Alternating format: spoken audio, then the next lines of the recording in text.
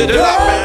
Jésus-Christ de Nazareth ne ment jamais. Il est le même hier, aujourd'hui et pour toujours. Et ce matin, il est là. Ce matin, il t'adresse cette parole. Je suis le lion de Juda, celui qui ne te décevra jamais, celui qui ne te mentira jamais.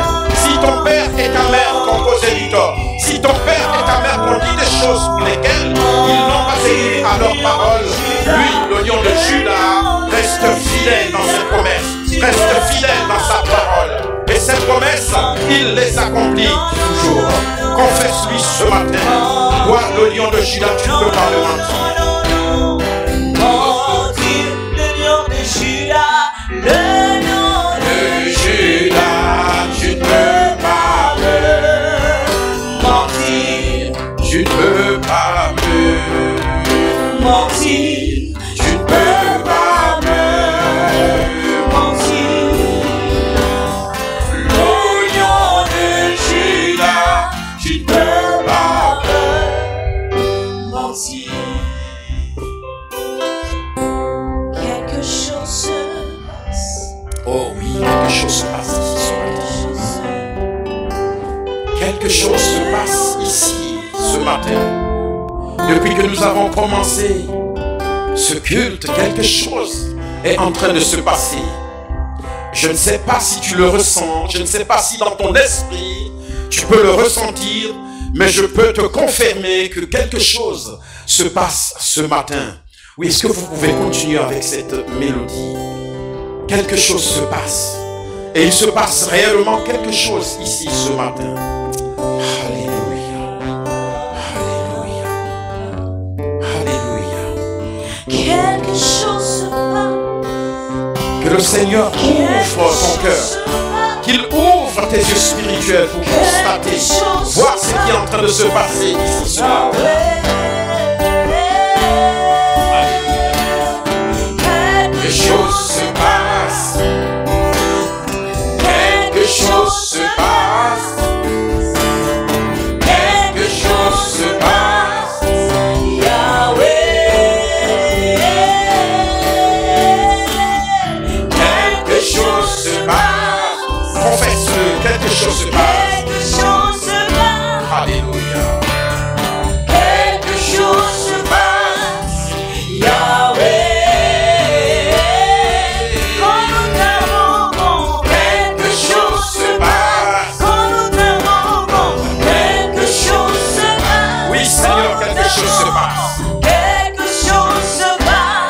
Tu peux ouvrir ta bouche et dire quelque chose, Seigneur. Dis-lui, Seigneur, quelque chose se passe. Oui, Seigneur, quelque chose se passe. Oh, quelque chose se passe ici ce matin. Quelque chose se passe. Yahweh. Quelque chose se passe. Quelque chose se passe. Quelque chose se passe. Ta présence, quelque chose. Dans ta présence, Quelque chose se passe. Oui, Seigneur, quelque chose se passe. quelque chose se passe. Dans ta présence, Seigneur, quelque chose se passe. Dans ta présence, Seigneur, quelque chose se passe. Aucun esprit ne peut tenir dans ta présence, Seigneur. Dans ta présence, Seigneur, l'ennemi s'enfuit. Dans ta présence, Seigneur, l'ennemi se tient loin de nous. Loin de ta présence, Seigneur. Oh! Oui, dans ta présence, quelque chose se passe. Dans ta présence, quelque chose se passe. Yahweh. Oui, dans ta présence, quelque chose se passe. Dans ta présence, quelque chose se passe. Dans ta présence, Quelque chose se passe. Yahweh. Seigneur, quelque chose se passe ici ce matin. Quelque chose se passe dans nous avons. Quelque chose se passe. Nous te rendons grâce ce matin, Seigneur. Nous bénissons ton Saint-Nom ce matin, Seigneur. Nous te glorifions ce matin. Toi qui as investi ces lieux, Seigneur, depuis que nous avons mis les pieds dans cette salle. Alors que nous avons commencé, Seigneur, à t'adorer, à invoquer ton nom, à proclamer, Seigneur, ta puissance, à proclamer, Seigneur, ta présence. Quelque chose a commencé à se passer. Et en ce lieu, nous pouvons le ressentir ce matin. Quelque chose se passe, Seigneur. Dans ta présence, Seigneur, l'ennemi s'enfuit. Dans ta présence, Seigneur, aucun démon ne peut tenir. Dans ta présence, Seigneur, oui, le faible peut commencer à se ressentir, à se sentir, Seigneur, guéri, à se sentir fort, Seigneur. Le faible peut commencer à se sentir fort, Seigneur. Le malade peut commencer à se sentir guéri. Toi qui nous touches ce matin, toi qui agis, Seigneur, en ce lieu ce matin, et partout où on t'adore, partout, Seigneur, où on t'adore, en tout lieu, pour ceux qui sont connectés, Seigneur, à ce culte ce matin, quelque chose est en train de se passer ce matin. Tu es en train d'agir, ton esprit est en train d'agir, ton esprit est à l'œuvre ce matin. Et nous t'élèvons, Seigneur, nous élèvons ton nom ce matin, nous glorifions ton nom ce matin, Seigneur. En ta présence, Seigneur, oui, nous nous sentons, Seigneur, mieux. En ta présence, Seigneur, nous nous sentons forts. En ta présence, Seigneur, oui, l'ennemi perd s'enfuit. L'ennemi s'enfuit, l'ennemi s'enfuit. Et tout n'est que palissade, Seigneur. Plus rien ne compte autour de nous ce matin, Seigneur. À cause de ta présence, à cause de ton toucher, à cause, Seigneur, de tout ce que tu fais depuis 19 jours. Alors que nous sommes dans ce mois, Seigneur, de mai, dans ce mois de jeûne et de prière, Seigneur, quelque chose est en train de se passer dans ce mois de mai. Quelque chose est en train de se passer, Seigneur, dans ce mois de mai. Ton esprit est à l'œuvre. Ton esprit, Seigneur, est en train d'agir. Ton esprit est en train de briser les chaînes. Ton esprit est en train de renverser les forteresses. Ton esprit, Seigneur, est à l'œuvre, Père. C'est celui qui pleure depuis des années, celui qui pleure depuis des mois, celui qui pleure depuis des semaines, Seigneur, verra bientôt, oui, ses pleurs changer, Seigneur, en rire, verra sa douleur, Seigneur, changer en joie, sa tristesse changer en joie, Seigneur, à cause de ce que tu es en train de faire dans ce mois de mai, à cause de ce que tu es en train d'accomplir, Seigneur, dans ce mois de jeûne et de prière, Seigneur. Toi, tu accomplis, Seigneur, tes promesses, et tu ne laisses jamais bredouille tes enfants. Tu ne laisses jamais bredouille ceux qui te cherchent, ceux qui sont, Seigneur, qui soupirent après toi, ceux qui te cherchent avec diligence, Seigneur. Et c'est ce que nous faisons encore ce matin. Si nous sommes là, c'est à cause de toi, Jésus. Si nous sommes là, c'est pour te rendre ce culte de louange, ce culte d'adoration. C'est pour, Seigneur, élever ton nom, pour te rendre la révérence qui t'est due. Oh, roi de gloire, Dieu tout-puissant, toi le Seigneur des Seigneurs. Il n'y en a pas deux, Seigneur. Ta parole déclare que Jésus est le nom qui a été donné sous les cieux afin que tout le monde accède au Père, afin que tout le monde devienne citoyen, Seigneur, du ciel. C'est pourquoi nous sommes là ce matin. Toi qui nous as fait la grâce, Seigneur, oui, de devenir enfant de Dieu. Nous te célébrons ce matin. Nous te glorifions ce matin. Seigneur, tu es le seul qui est mort, qui a secoué la mort, qui a secoué, Seigneur, l'enfer. Et tu es remonté le 3e jour. Et aujourd'hui, ta parole, Seigneur, déclare que tu es assis à la droite du Père dans les lieux célestes. Et c'est là où nous nous trouvons avec toi en Christ. C'est pourquoi nous bénissons ton nom ce matin. C'est pourquoi nous glorifions ton nom ce matin, Seigneur. Il n'y en a pas un, il n'y en a pas deux, il n'y en a pas plus, Seigneur, qui sont morts et ressuscités et qui se retrouvent, Seigneur, à la droite du Père ce matin. Tu es le seul, tu es le seul. Toi, sur l'épaule de qui repose la domination, la victoire, Seigneur. Et tu reviens bientôt chercher ton Église. Tu reviens bientôt chercher tes élus, Seigneur. Nous te bénissons ce matin. Nous te glorifions ce matin. Toi qui nous as appelés, Seigneur, à des grandes œuvres. Toi qui as des projets, Seigneur, de vie. Des projets, Seigneur, de joie. Des projets de bonheur. Des projets de succès, Seigneur. Tu dis dans ta parole que tu connais les projets que tu as formulés pour chacun de nous, Seigneur. Ce ne sont pas des projets de malheur. Ce ne sont pas des projets de pleurs. Ce ne sont pas des projets de disette. Ce ne sont pas des projets, Seigneur, d'échec. Mais tu dis que ce sont des projets de paix et de bonheur, Seigneur, pour nous donner un avenir et de l'espérance. C'est ce qui nous motive, Seigneur, aujourd'hui. C'est ce qui motive, Seigneur, ton Église aujourd'hui. C'est ce qui motive chaque croyant aujourd'hui. Et si nous sommes là, Seigneur, c'est pour te rendre la révérence qui t'est due, Seigneur, à cause de ce que Jésus a fait sur la croix. Lui qui a accompli le sacrifice ultime, Seigneur. Et si nous pouvons te louer et t'adorer librement ce matin, c'est à cause de ce sacrifice sur la croix. Seigneur, nous aimons ton nom, nous aimons ton nom, nous aimons ton nom et nous voulons encore te bénir. Depuis 19 jours, tu ne nous fais que du bien. Tu nous as conduits, Seigneur, oui, par des chemins de repentance, des chemins de pleurs, Seigneur, des chemins de regret, Seigneur, des chemins de confession à cause du bien que tu nous veux. Seigneur, tu nous as instruits depuis des jours, Seigneur. Tu nous as indiqué la direction. Tu nous as dit ce qui ne va pas dans nos vies. Tu nous as dit ce qui mine, Seigneur. Oui, la vie du croyant, la vie de la croyante, la vie des enfants de Dieu que nous sommes, Père. Parce que tu vois la souffrance dans laquelle nous sommes, la misère dans laquelle nous vivons. Quand nous avons un peu, nous nous contentons de cela et nous croyons que nous avons atteint le sommet, alors que toi tu as des grandes choses. Tu dis que tu as des grandes choses. Tu dis que tu as des bénédictions en quantité pour nous. Et tu vois que nous ne sommes pas dans la plénitude de ces bénédictions. Et toi, Seigneur, dans ce mois de mai, Seigneur, tu as pris, Seigneur, toi-même l'initiative de nous dire ce qui ne va pas, Seigneur. Tu nous demandes d'abandonner l'hypocrisie, d'abandonner la fornication, d'abandonner l'adultère, d'abandonner le péché, Seigneur, d'abandonner, Seigneur, oui, l'égoïsme, d'abandonner, Seigneur, le non-pardon, d'abandonner, Seigneur, tout ce qui bloque nos prières, tout ce qui fait que nous ne te prions, que tu n'entends pas nos prières, Seigneur. Oh, nous t'aimons, Seigneur, tendre Père, nous t'aimons.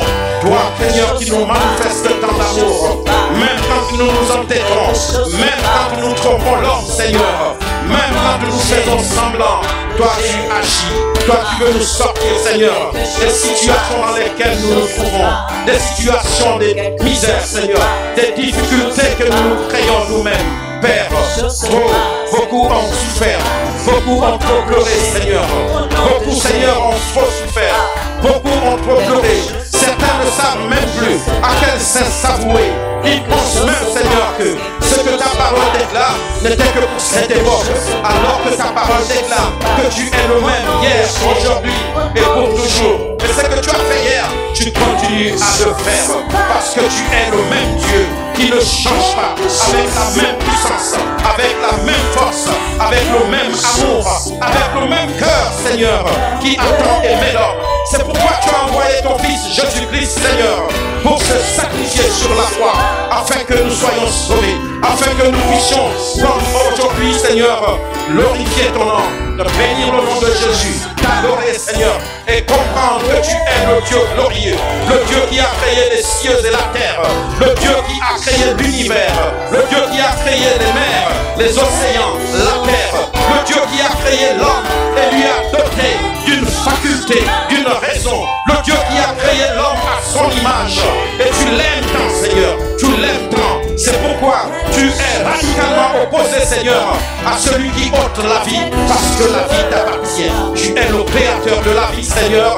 Tu es le créateur de la vie, Seigneur. Et tu as dit à l'homme que tu l'as envoyé pour se multiplier, pour dominer et avoir une vie comme toi, Seigneur, tu l'as planifiée, et non comme l'homme, oui, veut la planifier, Seigneur. Merci, merci Dieu de gloire, merci Dieu de gloire. Toi qui es au-dessus de tout, Seigneur. Toi qui as ton trône au-dessus des cieux. Toi qui as ton trône, Seigneur, au-dessus de toute puissance. Père, oui, les dominations te sont soumises, Seigneur. L'humanité t'est soumise, Seigneur. La terre, toute la création t'est soumise. Et elle se prosterne à tes pieds, Seigneur. Parce que tu es Dieu. Parce que tu es Dieu, Seigneur. Des grands noms, Seigneur, dans cette humanité nous ont été cités. Nous apprenons, Seigneur, qu'ils ont régné un temps, mais qu'ils sont morts et ils n'ont jamais été ressuscités. Mais toi, Jésus-Christ de Nazareth, tu es es vivant. Tu es vivant, Seigneur. Tu es vivant et tu demeures éternellement, Seigneur. Et c'est la promesse que tu nous as faite, Seigneur. À ton avènement, Père. Oui, les morts en Christ ressusciteront et tu enlèveras les croyants. Oui, qui seront vivants à cette époque. Et nous régnerons dans l'éternité, Seigneur. Oui, avec toi, dans la nouvelle Jérusalem. Ton royaume sera établi, Seigneur. Et tu seras le roi des rois, le roi qui régnera, le roi qui dominera tout. Et c'est encore pour un peu de temps, dit ta parole, encore pour un peu de temps, Seigneur, que toutes ces souffrances, ces cris, Seigneur, oui, nous les vivrons, parce que toi tu reviens bientôt. Que ton nom soit béni ce matin, que ton nom soit glorifié ce matin. Et nous voulons te dire que nous t'aimons, Seigneur. Nous t'aimons de tout notre cœur. Nous t'aimons de toutes nos forces. Nous t'aimons de toute notre pensée, Seigneur. Et nous te rendons la révérence qui t'est due, roi des gloires, parce que tu le mérites, Seigneur. Merci. Merci pour tout. Merci.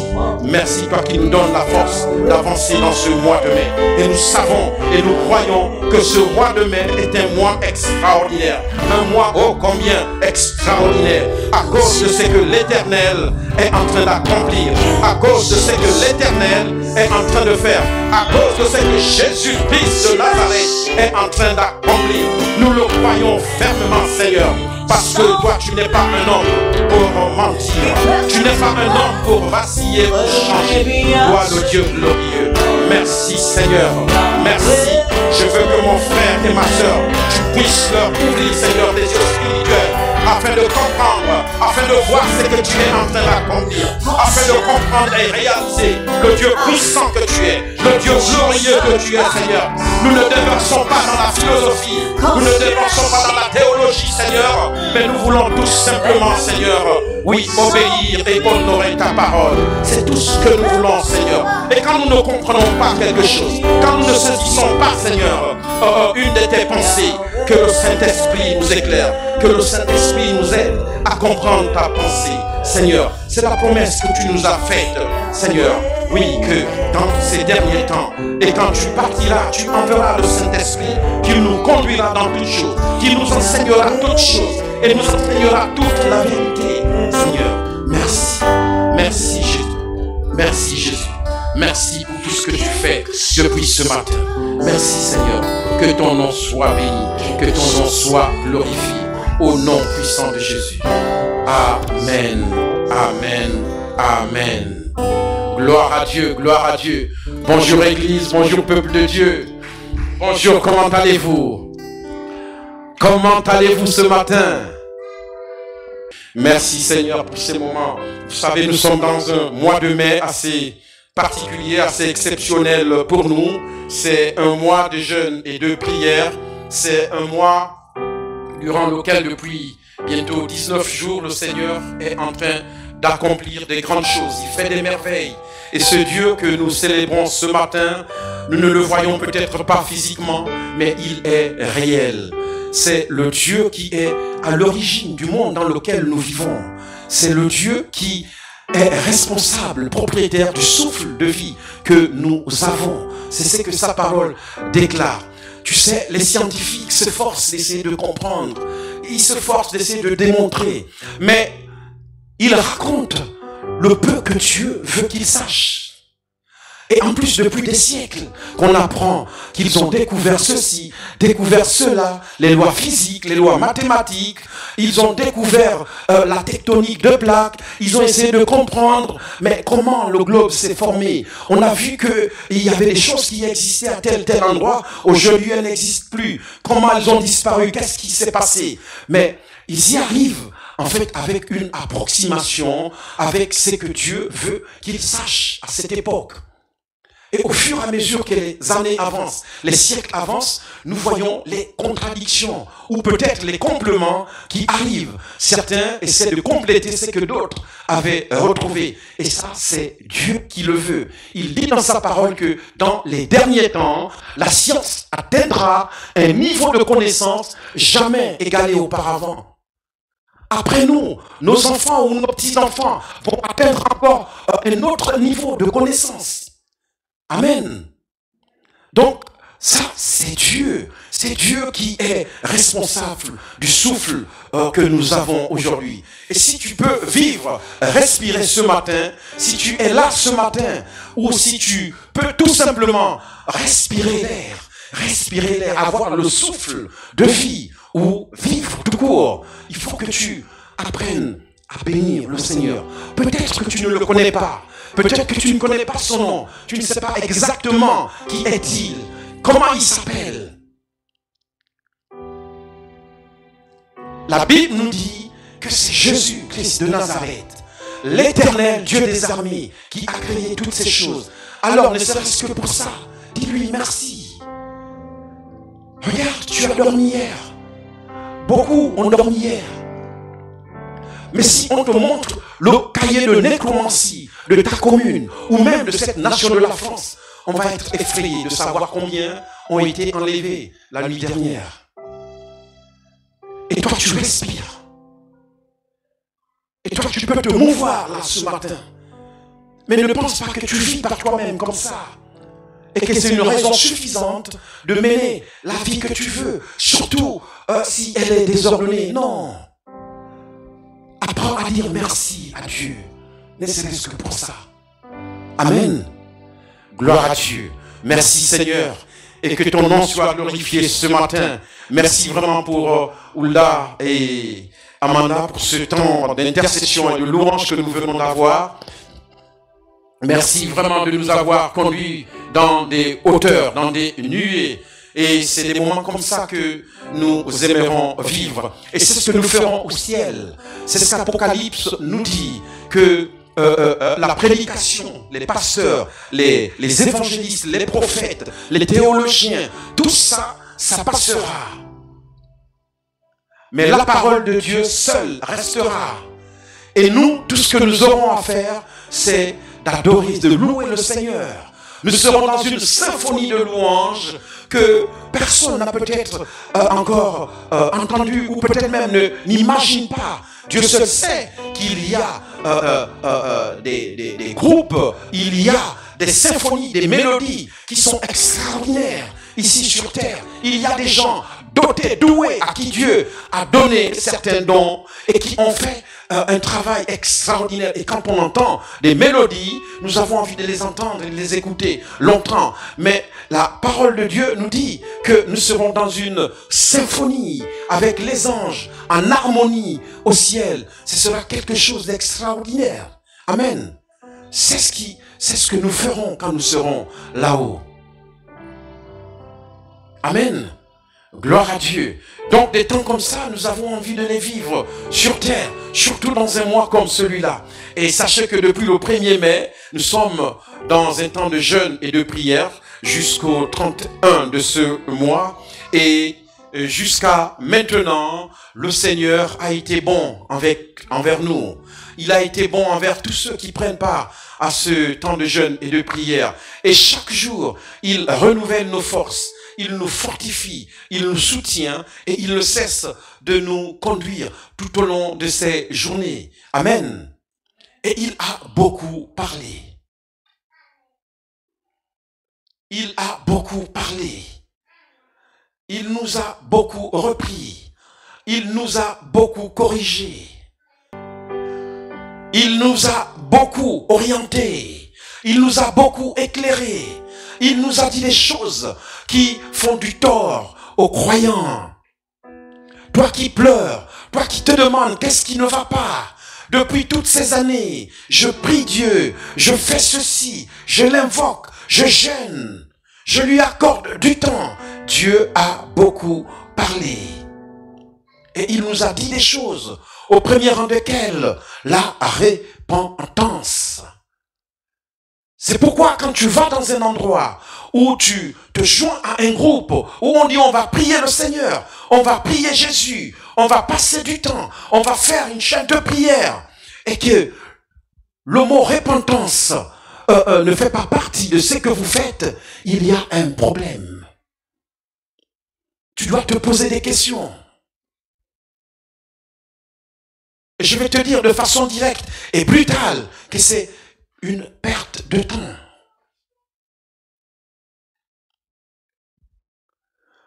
Tu ne peux pas venir devant le Seigneur en cachant des choses. Il faut que tu le comprennes. Ne serait-ce que pour tes temps de méditation et de prière personnelle. Et tu sais pourquoi? La Bible dit que c'est un Dieu pur. Et quand tu viens avec le péché, il ne peut pas te regarder. Il y a une opposition entre Dieu et le péché, entre la pureté et l'impureté. Il y a une inimitié. Ce n'est pas possible. Il a horreur du péché. Il aime le pécheur, mais il n'accepte pas le péché. C'est pourquoi il faut que tu viennes dans des dispositions de cœur de pureté ou de cœur pur. C'est ce qui plaît à Dieu. Il n'a pas dit que tu ne pécheras plus, non. Mais il a dit que quand tu pêches, repens-toi, confesse à Dieu ton péché, et il est juste et fidèle pour te le pardonner, si ça a été fait de sincérité du cœur et que tu l'as abandonné.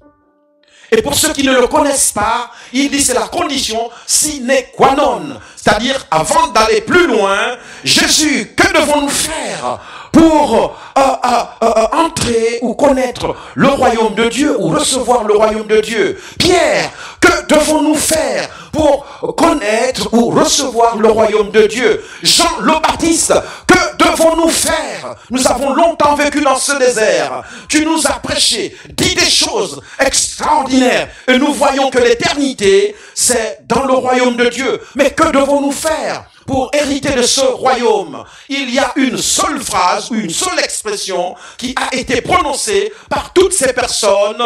Repentez-vous et abandonnez vos péchés. Alors vous aurez accès à ce royaume et à une éternité avec Jésus. Amen. Et ça garde toute sa cohérence jusqu'à nous aujourd'hui. C'est la même parole. Repentez-vous. Confesse-lui ton péché. Ne cache même pas un seul de tes péchés. Tu veux connaître le royaume de Dieu, hériter le royaume de Dieu, bénéficier de la plénitude des bénédictions de Dieu, il n'y a pas d'autre secret. Si tu viens comme ça, tu fonces tête baissée, tu es en train d'interpeller le Seigneur avec un manque notoire de respect et de crainte. Parce que ce Dieu qui est pur, tu ne réalises même pas qu'il est pur et comment il faut s'adresser à lui, dans quelle disposition.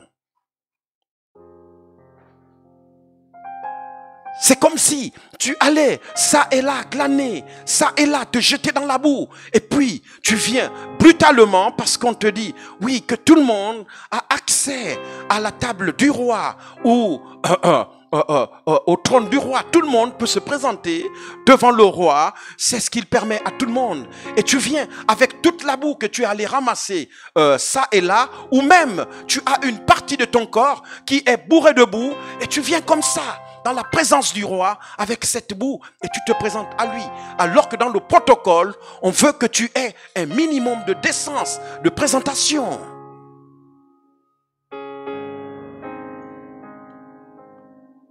Tu sais que tu es sale. Tu sais que tu n'es pas présentable. Mais quand même, tu dis, je vais en présence du roi. Tu t'attends à quoi? Tu crois qu'il va te recevoir? Mais pas du tout.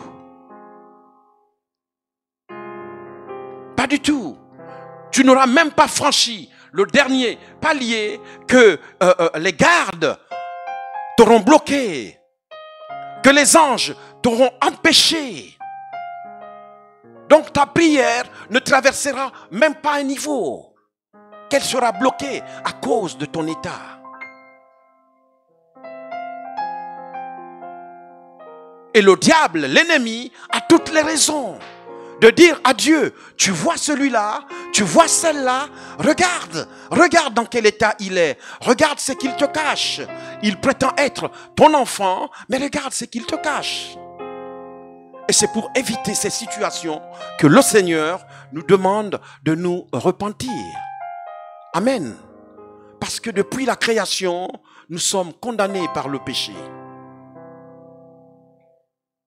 À cause de notre ancêtre Adam.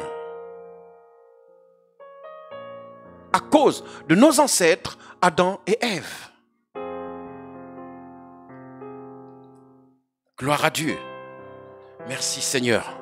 Nous allons rapidement passer à la parole de Dieu et nous poursuivons dans le même élan que les 2 derniers ou 3 derniers dimanches. Ce matin, bonjour à vous l'église, vous qui êtes sur les réseaux sociaux, que le Seigneur vous bénisse aussi ce matin et recevez de là où vous êtes avec vos familles, vos proches et vos enfants, les bénédictions et cette présence, visite du Seigneur que nous avons en ce lieu ce matin et que le Dieu de gloire, le Dieu qui vous a tant manifesté son amour, puisse encore vous le manifester de façon spéciale ce matin. Amen. Gloire à Dieu. Allons rapidement dans Actes au chapitre 10. Actes au chapitre 10.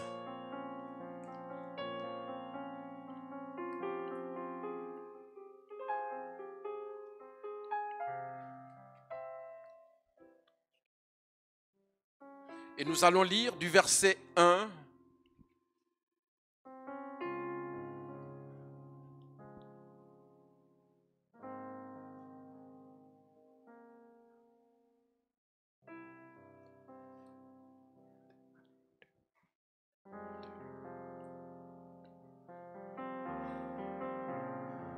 Nous allons lire dans un premier temps du verset 1 au verset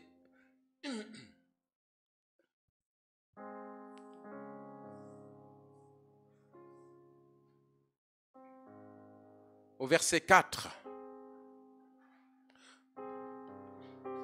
Verset 1 au verset 4. Je lis la parole de Dieu.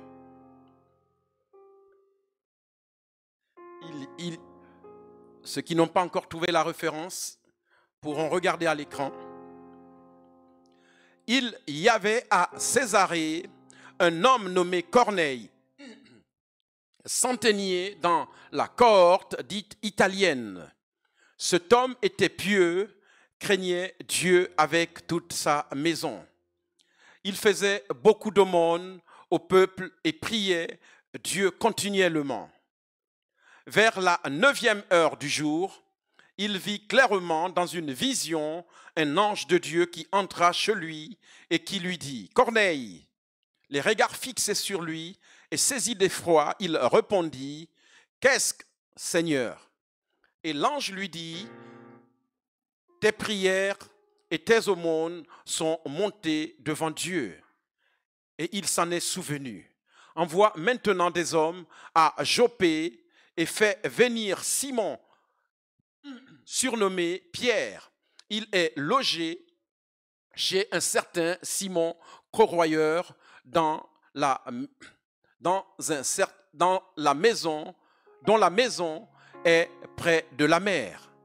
Amen. Nous allons aussi lire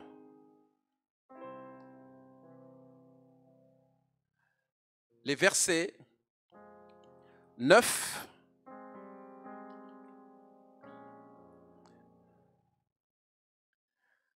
à 17.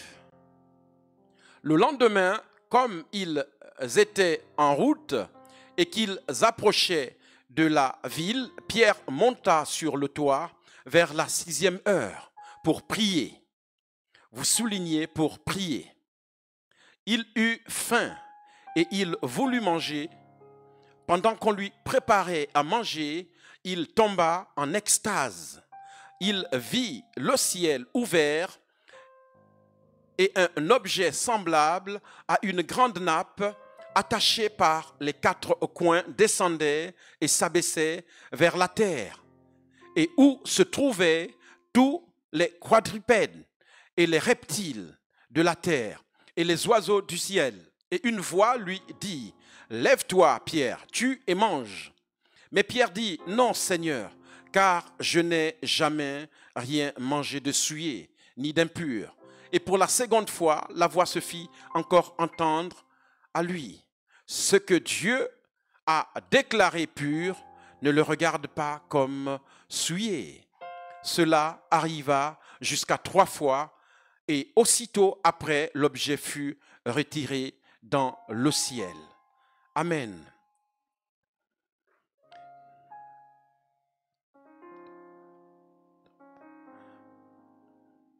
Au verset 25, lorsque Pierre entra, Corneille, qui était allé au-devant de lui, tomba à ses pieds et se prosterna. Mais Pierre le releva en disant, « Lève-toi, moi aussi je suis un homme. »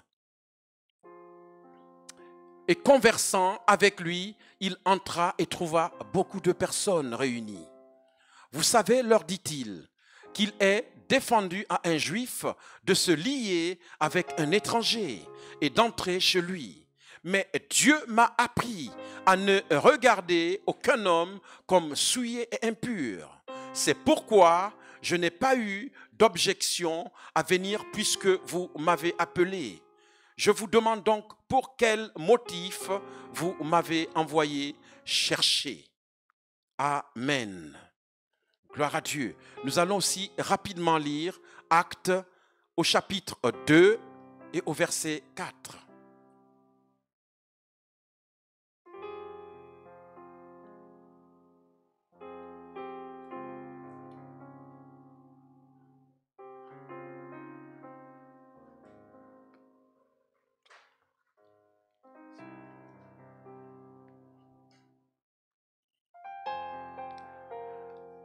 Acte 2, verset 4. Je lis la parole de Dieu.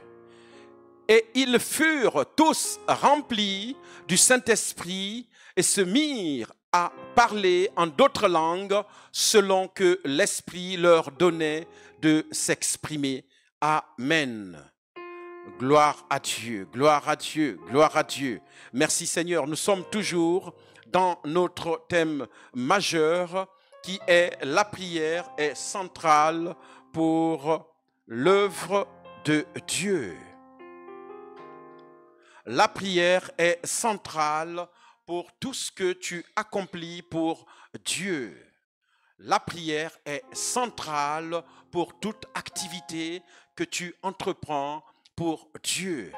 Et depuis 2 ou 3 semaines, je vous ai dit que Dieu a doté chacun d'entre nous d'un don, d'une capacité ou des capacités.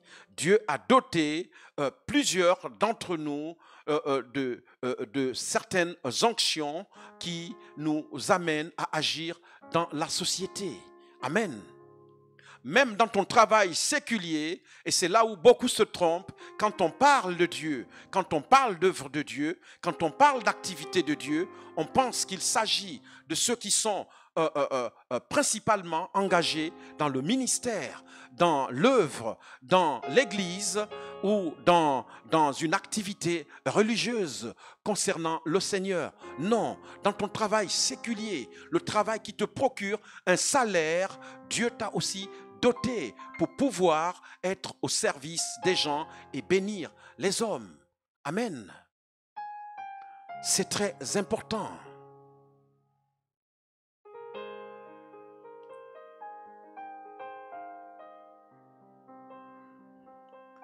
Que celui qui ne travaille pas ne mange pas. C'est une façon de dire que Dieu t'a doté de facultés qui te permettent de travailler ou de capacités qui te permettent de travailler et de te procurer un salaire. Le juge ou le magistrat qui rend justice est en train d'accomplir un acte que Dieu a créé. La justice n'est pas quelque chose que l'homme a inventé. Les États, les nations, les gouvernements, la justice des hommes, des pays, des républiques se sont inspirés de la justice de Dieu pour pouvoir se doter d'une justice, d'un modèle de justice pour régir la société. mais elle s'appuie en grande partie sur la justice de Dieu. Tu tues, tu seras condamné. Tu iras en prison. Tu fais quelque chose de mal, tu iras en prison. Tu commets un acte contrevenant, tu auras affaire à la justice, au magistrat. Et la parole de Dieu nous dit que les magistrats n'ont pas été envoyés pour ceux qui sont en règle, ceux qui sont normaux, ceux qui sont bien, ceux qui se conduisent droitement, justement. Non, c'est pour tous ceux qui se conduisent mal. Donc toi, magistrat, tu es en train de faire l'œuvre de Dieu dans la justice, le droit que tu rends. Toi, le médecin qui soigne les gens, toi qui redonnes la vie aux gens, tu as un don, ne serait-ce que par les capacités ou les études que Dieu t'a permis de suivre, de faire pour soigner les gens. C'est un don de Dieu. Et tu fais là aussi l'œuvre de Dieu. Toi, le papa, la maman ou le jeune qui tient un commerce, qui vend peut-être de la nourriture, des denrées alimentaires, tu fais là aussi quelque chose qui rend gloire à Dieu. Tu es en train de nourrir les gens. Toi qui tiens des champs, des plantations, dans le but, oui, de procurer à manger aux gens, tu es en train de rendre gloire à Dieu.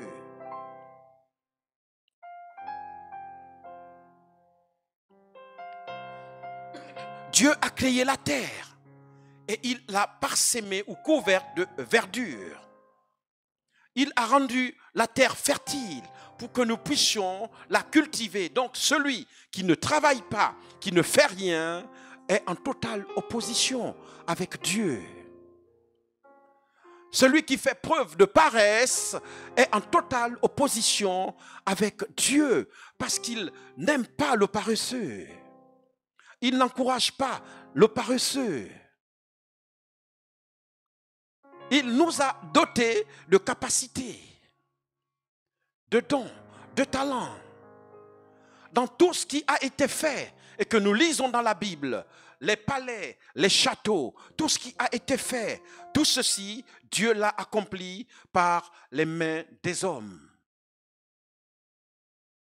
Donc, ce que tu fais d'un point de vue séculier, tu le fais, je dirais, à presque la même valeur que celui qui est en plein dans le ministère, sauf que c'est dans des domaines différents.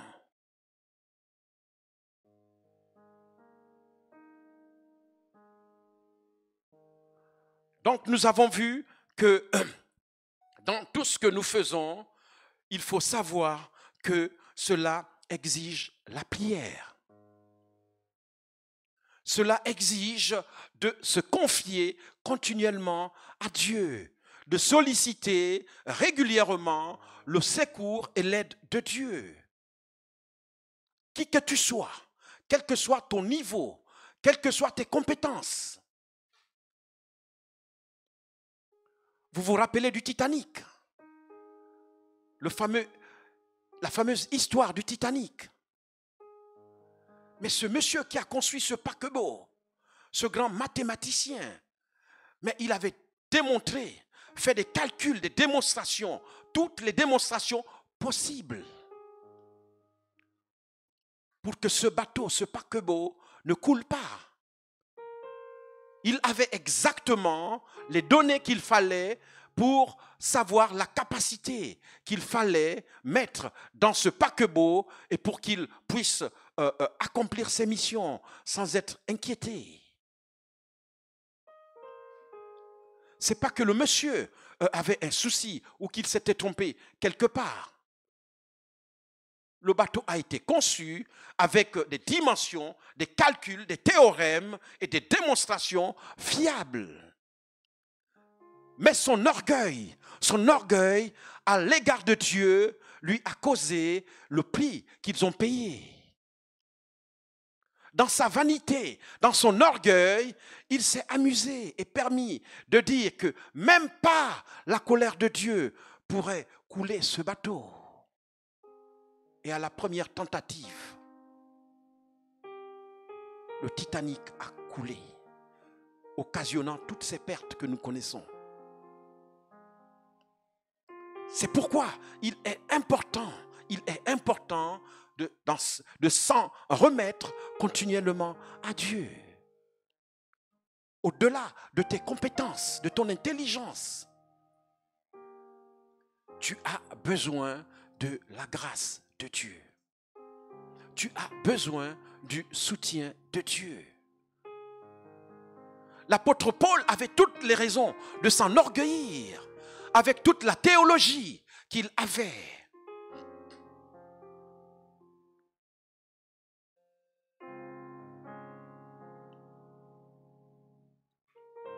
Au point où l'empereur lui a dit, Paul, ta grosse tête, tes nombreuses connaissances te rendent fou. Mais ce Paul qui a été longtemps à l'école du grand maître Gamaliel, une fois converti, une fois rencontré Jésus, une fois contemplé la gloire de Dieu, a commencé à dire qu'il était le moindre de tous, qu'il était esclave de Jésus.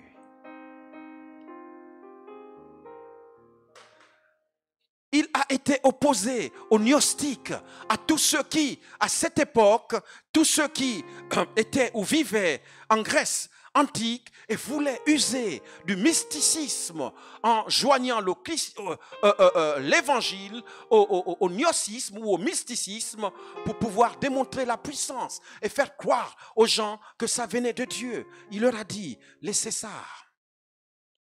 J'ai connu tout ça. J'ai expérimenté tout ça. J'étais le plus avancé de ceux de ma génération. Ce n'est rien devant la gloire et la puissance de Jésus.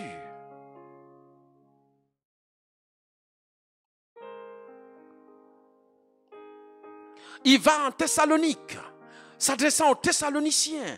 Il dit, mais je pouvais user, moi, de mon statut d'apôtre pour abuser de vous et vous imposer des choses. Je n'ai pas usé de tout ça. À cause de l'amour de Jésus, à cause du soutien, de l'aide de Dieu dont j'ai besoin. Il y a des choses qu'il ne faut pas faire. Mais dans tout ce que je fais, j'ai besoin de la grâce de Dieu. Philippiens, Corinthiens, Éphésiens, priez pour nous afin que les portes nous soient toujours ouvertes pour que nous annoncions librement l'évangile. Il aurait pu se suffire à lui-même. C'est pourquoi, dans tout ce que tu fais, ce n'est pas ta force, ce ne sont pas tes capacités ou ta connaissance qui doivent te guider, mais toujours et toujours la grâce de Dieu, l'aide de Dieu. Le Seigneur Jésus sur terre a eu besoin de cette même grâce. En permanence et continuellement, il invoquait son Père. Il pouvait se dire, mais je suis Dieu incarné, envoyé sur terre. Mais il nous a montré l'exemple. Nous avons continuellement besoin de nous en remettre à Dieu, de dépendre de Dieu. Amen. Et quand tu agis de la sorte, Dieu continue à t'accompagner. Dieu continue à te guider. Et Dieu continue à te faire des exploits. Amen. Donc nous avons aussi vu que dans la prière, il faut savoir veiller. Un homme de prière, un responsable de famille, un père d'enfants, un mari, un époux, un responsable de foyer doit savoir veiller sur les siens. Un homme qui n'est pas soucieux de ça n'est pas digne. Et nous ne veillons pas avec nos capacités ou nos yeux naturels. Non, nous avons besoin du soutien de Dieu. de l'interroger régulièrement, en permanence. Il en est de même pour une maman. Une mère a toujours le regard, elle a toujours son esprit éveillé. C'est ainsi que le Seigneur te fera comprendre que chez tel ou tel enfant, il y a quelque chose qui ne va pas. Chez ton mari, ton époux, il y a quelque chose qui ne va pas. Il a beau te dire, chérie, ça va. Comment a été la journée? Non, ça va, chérie, tout s'est bien passé. Mais dans ton cœur, le Saint-Esprit te dit, non, ça ne va pas. Il a besoin d'attention particulière. Demande-lui, continue à l'entretenir et il te dira ce qui ne va pas. Tu sais dans quel état il est habituellement et tu sais dans quel état il est aujourd'hui ou ces derniers jours. Mais si tu n'es pas avisé, tu ne veilles pas, tu ne demandes pas cela au Seigneur, comment veux-tu que Dieu communique et t'éclaire? Amen.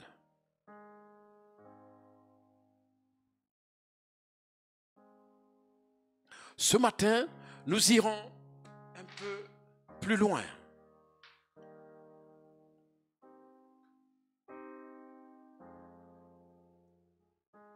Un autre des aspects que revêt la prière, c'est la prière en groupe. Beaucoup de gens pensent que comme ils sont chrétiens, qu'ils sont à Christ maintenant, qu'ils sont croyants, ils doivent prier seuls, en autarcie et souvent ou de façon exclusive, seuls de leur côté, parce qu'ils ont été choqués peut-être à l'église, peut-être parce qu'ils ont été blessés dans tel endroit avec d'autres frères, donc ils ne veulent plus entendre parler des autres, ils ne veulent plus entendre parler de l'église, ils ne veulent plus entendre parler de la communauté, et tout ce qu'ils font, c'est seul, en autarcie. Mais c'est dangereux. Il y a des moments où on a besoin d'un temps, oui, pour se mettre à l'écart, seul, pour prier. C'est normal, nous en avons besoin. Mais la communion fraternelle est tout autant importante. La prière avec les autres revêt aussi une importance capitale. Et tu as besoin des autres frères et sœurs dans le Seigneur pour pouvoir prier ensemble. La Bible nous dit que ainsi nous nous exhortons mutuellement. Nous nous fortifions mutuellement. Et les prières des plus forts, sinon ceux qui sont un peu plus avancés dans le Seigneur, soutiendront et feront et porteront ceux qui sont moins forts ou moins avancés.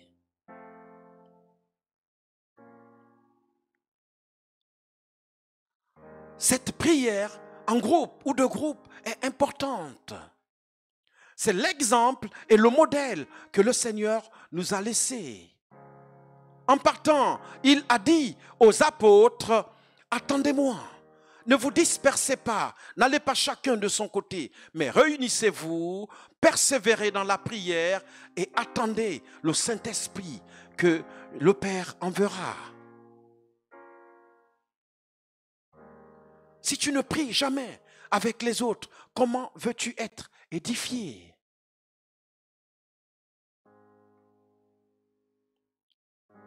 Les 12 avaient besoin de se retrouver souvent pour prier. Paul et Silas étaient deux. Le Saint-Esprit dit, mettez-moi à part Paul et Silas pour l'œuvre à laquelle je les ai appelés.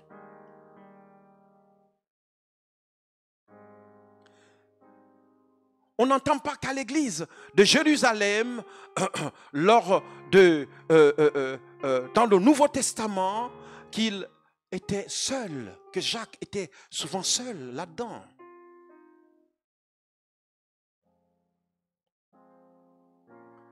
La communion avec les autres est importante.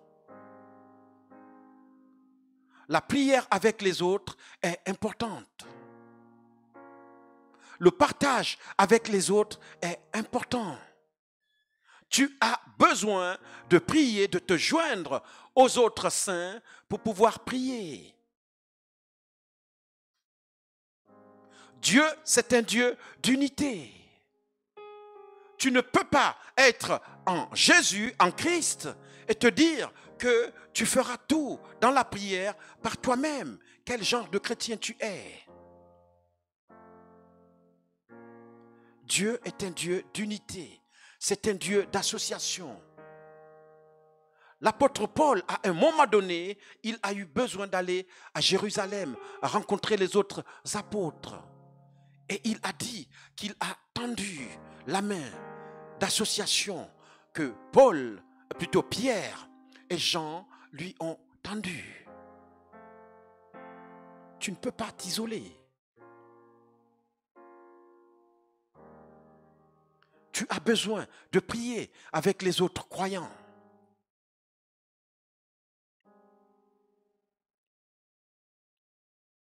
Un autre des aspects de la prière qui est bénéfique pour le croyant et qui fait beaucoup de dégâts dans le camp de l'ennemi, c'est la chaîne de prière. Et vous savez pourquoi? Pourquoi la chaîne de prière est importante? Beaucoup de croyants, souvent, ne sollicitent pas ou ne demandent pas l'aide, le soutien d'une chaîne de prière quand ils ont un besoin, quand ils demandent la prière. Mais l'importance, la force d'une chaîne de prière, il faut que vous la compreniez. Dans la chaîne de prière, l'ennemi, le diable ne peut rien. Quand une chaîne de prière est mise en œuvre, le diable ne peut rien. Parce qu'il n'est pas omnipotent, omniscient. Il ne peut pas être partout à la fois.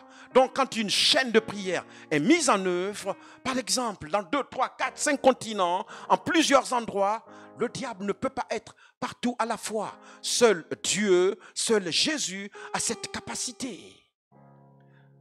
Il ne saura pas où est-ce qu'on prie ici. Est-ce qu'on prie ici en France, en ce moment, aux États-Unis, en ce moment, peut-être en Afrique, au Gabon, en ce moment, au Cameroun, en Côte d'Ivoire, peut-être en Chine, au Japon. Il n'a pas cette faculté. À la fois, il ne l'a pas.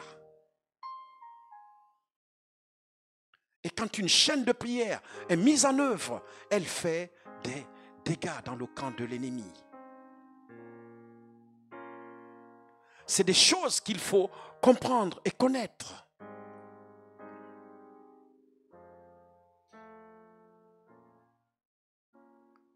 Quand Paul demande aux saints de prier pour eux, ce n'est pas anodin.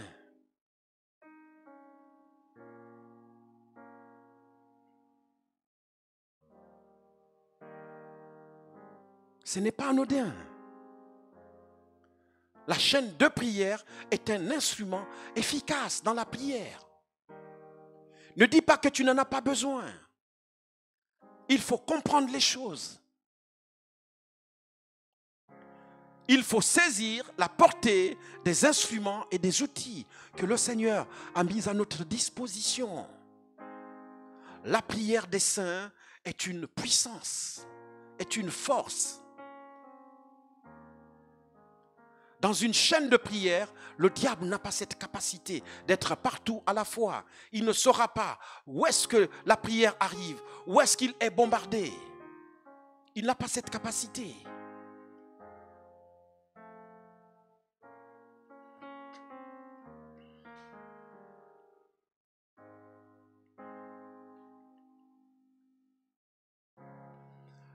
Quand on se lance dans la prière, je vais encore me répéter, il faut être dans des dispositions de sainteté à cause de la nature de Dieu.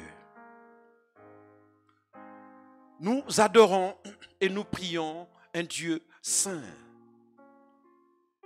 De grâce ne vient pas dans n'importe quel état ou dans n'importe quelle disposition d'esprit, de cœur devant le Seigneur. Ne le fais pas. Tu vas commettre une abomination. Non seulement il ne t'entendra pas, il ne t'écoutera pas, mais tu vas commettre une abomination. Un parjure. Examine-toi.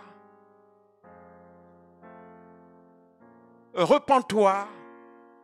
Et c'est seulement à partir de ce moment que tu peux venir dans la présence du Seigneur et commencer à lui adresser ta prière.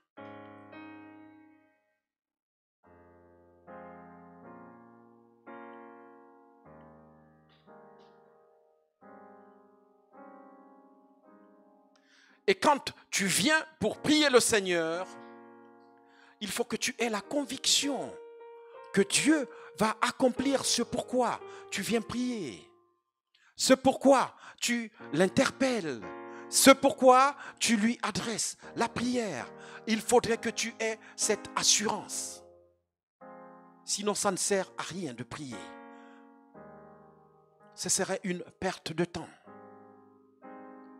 On dit on va prier, mais tu n'es pas obligé de venir à la prière si tu n'es pas convaincu, si tu n'as pas de conviction, n'aie pas de contrainte vis-à-vis des gens. Peut-être que c'est à cause de papa et de maman pour que tu ne sois pas engueulé, ou peut-être pour que les frères et les sœurs ne prennent pas ton comportement ou ton attitude d'un mauvais œil.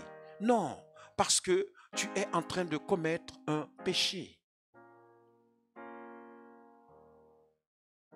Parce que la parole de Dieu déclare que tout ce qui n'est pas conviction est le fruit du péché. Alors si tu viens à la prière, on dit on a prière à 4h30 du matin, on a prière à 13h, ou on a prière à 21h, ou on a prière à tel jour, à tel moment, mais tu te sens obligé juste pour faire plaisir, mais en réalité ça te fatigue, ou tu n'en vois pas l'utilité. Tu es en train de commettre un péché. Ne le fais pas. Parce que tu vas te tenir devant Dieu sans conviction. C'est un péché que tu es en train de commettre. Dans ce que tu fais, il doit avoir de la conviction. Il doit avoir de l'assurance. Et tu dois t'attendre à ce que Dieu réponde à ta prière. Et tu dois tout faire. Tu dois tout mettre sur la balance pour que Dieu réponde à ta prière. Ton sérieux, ton engagement total.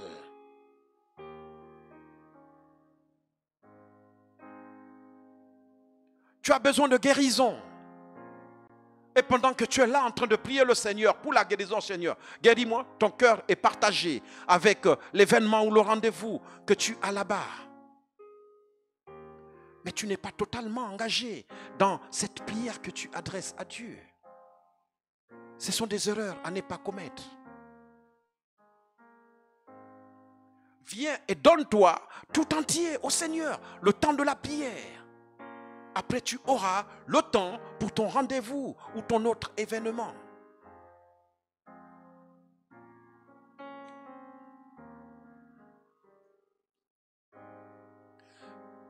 Quand tu pries, tu pries le Seigneur. Je l'ai dit la dernière fois et je l'amplifie à nouveau. Prier avec un péché dans le cœur ou un péché caché, c'est un suicide que tu es en train de commettre. Ton acte est suicidaire. Dieu ne t'entend pas et il ne t'entendra pas. Il est trop pur pour partager ou régner là où le péché est.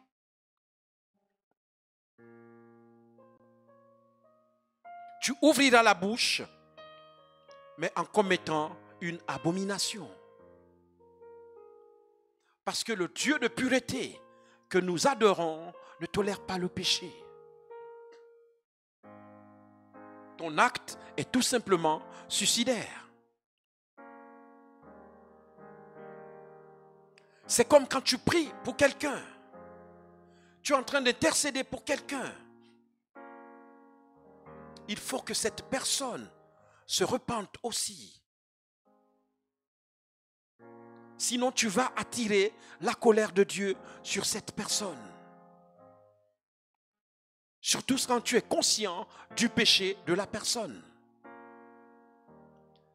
Il faut que cette personne se repente, qu'elle confesse son péché à Dieu. Ne commets pas l'erreur comme à plusieurs endroits où on laisse la personne continuer à demeurer dans son péché. Et tu veux prétendre prier le Seigneur pour cette personne. Tu es en train d'attirer la colère de Dieu sur cette personne pour qui tu pries. Ce sont des choses qu'il faut connaître.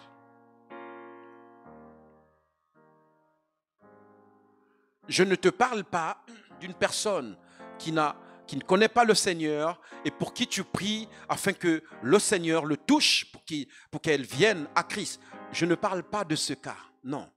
C'est une personne qui est dans le Seigneur, qui connaît le Seigneur, qui a entendu parler du Seigneur, mais qui a un péché, peut-être qu'elle ne connaît pas ou elle ne sait pas qu'il faut abandonner ce péché ou qu'il faut confesser ce péché. Ce sont ces cas que je suis en train d'énumérer, mais pas une personne pour qui tu intercèdes afin qu'elle soit convertie et qu'elle vienne au Seigneur. Non, ce n'est pas ces cas. Il faut que nous nous comprenions.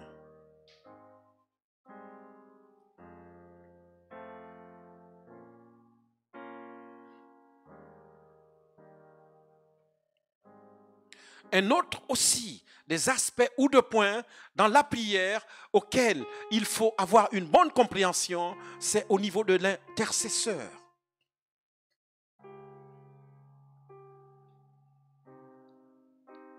Tu ne peux pas te dire intercesseur et avoir le péché dans ton cœur.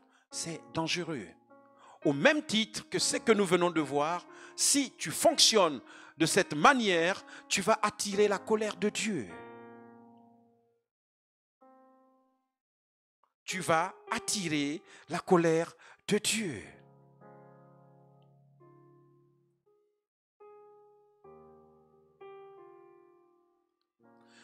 Quand on prie, il y a des choses qu'il faut comprendre et bien saisir. Nous venons de lire 2 passages dans Actes des Apôtres. Le premier passage nous parlait de Pierre et du centenier. Dans ces 2 personnes, nous voyons le Saint-Esprit à l'œuvre. C'est le même esprit qui a parlé à ce centenier qui priait Dieu continuellement, Dieu nous dit Actes des Apôtres, qui faisait ses offrandes et ses aumônes à l'église, donc qui faisait beaucoup de bien à l'église. Cet homme qui était pieux, mais qui ne connaissait pas Jésus. Cet homme a été visité par le Saint-Esprit. L'ange lui apparaît et l'ange lui dit, qu'est-ce qu'il faut faire?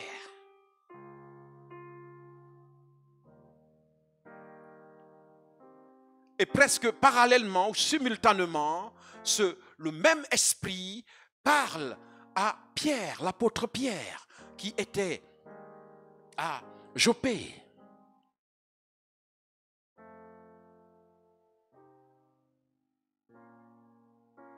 Le même esprit va lui dire ce qu'il faut faire. Mais vous savez, quand ça s'est produit, c'est pourquoi je vous ai dit de souligner. Vous vous rappelez, je vous ai dit de souligner. Pierre allait prier. Pierre rentrait dans un temps de prière avant d'aller manger. Et dans la prière, au moment de prier, le Saint-Esprit rentre en communication avec lui. Le Saint-Esprit lui parle. Le Saint-Esprit lui donne des directives. Le Saint-Esprit lui dit ce qu'il faut faire. Il voit un panier rempli de bêtes, d'espèces de tout genre, qui sont impures aux yeux des Juifs. Alors il va être pris de frayeur. Mais le Seigneur lui dit, mange. Il va hésiter. Il dira, mais depuis que je suis né, Seigneur, je n'ai jamais mangé de telles choses. Pourquoi vais-je les manger? Et l'Esprit de Dieu va lui dire, Pierre, mange. Moi, Dieu, j'ai purifié tout ça. Moi, Dieu, j'ai rendu tout ceci pur. Maintenant, je veux que tu aies accès à eux.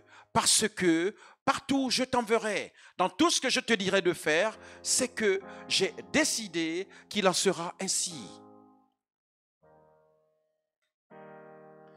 Et le Saint-Esprit va donner à Pierre des directives précises.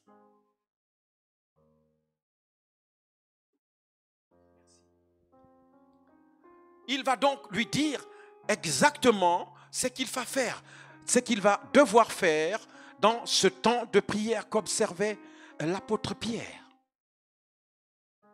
Est-ce que vous saisissez ce que je suis en train de dire?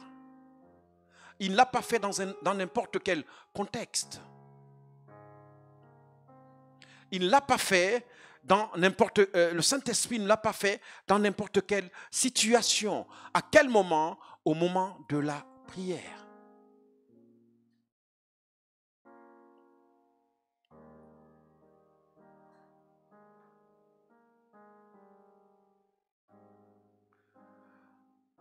Dans Luc 4, nous voyons que le Seigneur Jésus a été conduit dans le désert. Mais comment? Poussé par l'Esprit de Dieu. Dans un temps de jeûne et de prière, poussé par l'Esprit, et là, Dieu va le mettre à rude épreuve. Il sera soumis à la tentation. Il a passé du temps avec le Seigneur. Et il recevra de nombrables instructions.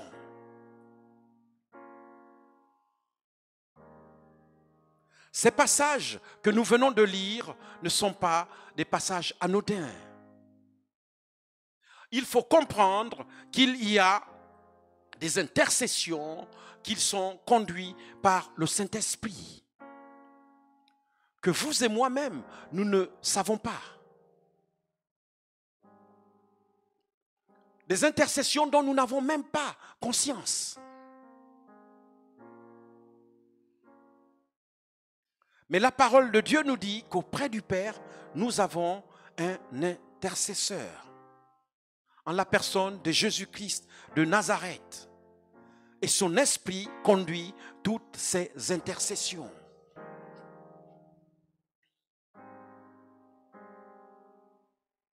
Quand Daniel menait le combat, l'Esprit de Dieu était à l'œuvre. Les anges étaient en action. Daniel n'était au courant de rien. Il a fallu que l'ange lui explique ce qui se passait. Il y a donc des intercessions que seul le Saint-Esprit mène. Et que lui seul a le droit de mener. Que toi, humain, tu ne peux pas mener. Parce que ça te dépasse, c'est au-dessus de tes capacités, de ton pouvoir. Et parce que Dieu en a décidé ainsi.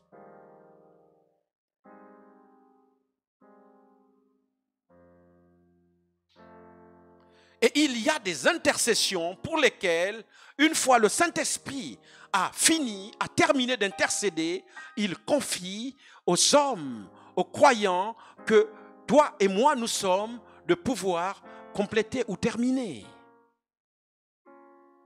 C'était le cas de ce qui s'est passé avec Pierre. Une intercession qui a été menée par le Saint-Esprit. Après, l'Esprit de Dieu va lui demander de terminer cette intercession. Pierre, va à tel endroit. Suis ces gens qui viendront et va, et moi, je te dirai ce qu'il faudra dire et ce qu'il faudra faire.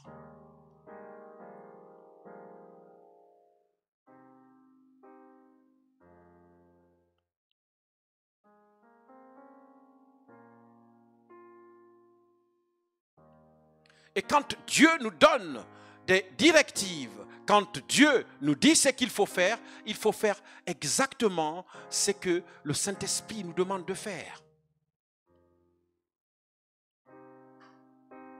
Et on le voit assez régulièrement dans les temps de prière. Vous entendez, pour ceux qui prennent part à l'école de prière ou à ce temps, par exemple, de jeûne et de prière, Pasteur Becky souvent dire que je n'ai pas préparé cela, mais je suis conduit par l'Esprit de Dieu. Ou je dis ce que l'Esprit est en train de me dire. Tu dois délivrer exactement ce que le Saint-Esprit te dit de dire. Et tu n'as pas la maîtrise de ce que tu es en train de dire. Ça, c'est dans des temps de prière que ça arrive. C'est dans de tels moments que nous avons la révélation du Saint-Esprit dans ce qu'il faut faire, ce qu'il faut dire. C'est peut-être des points qui font très mal, des points peut-être qui secouent, mais il en est ainsi à cause de directives que le Saint-Esprit donne. Tu as certainement préparé ta réunion, tu as certainement préparé ton temps de prière. Mais te voilà en train de prendre une direction parce que tu reçois des ordres, une ligne directement du Saint-Esprit, séance tenante. Vous pensez que quand Pierre, l'apôtre Pierre, s'apprêtait à prier, que c'est ça qu'il prierait pour avoir un panier rempli de bêtes et d'objets impurs? Pas du tout. Le voilà au moment de commencer, qui est orienté dans une autre direction, qui chamboule complètement ce qu'il devait peut-être adresser comme prière. Et le voilà obligé de partir et amener quelque part. Ça, c'est dans des temps de prière. Tu pries le Seigneur, tu pries Jésus de Nazareth, tu pries le Dieu vivant que nous adorons. Il ne peut pas rester comme ça. Le Saint-Esprit va te conduire dans une direction que lui seul donne.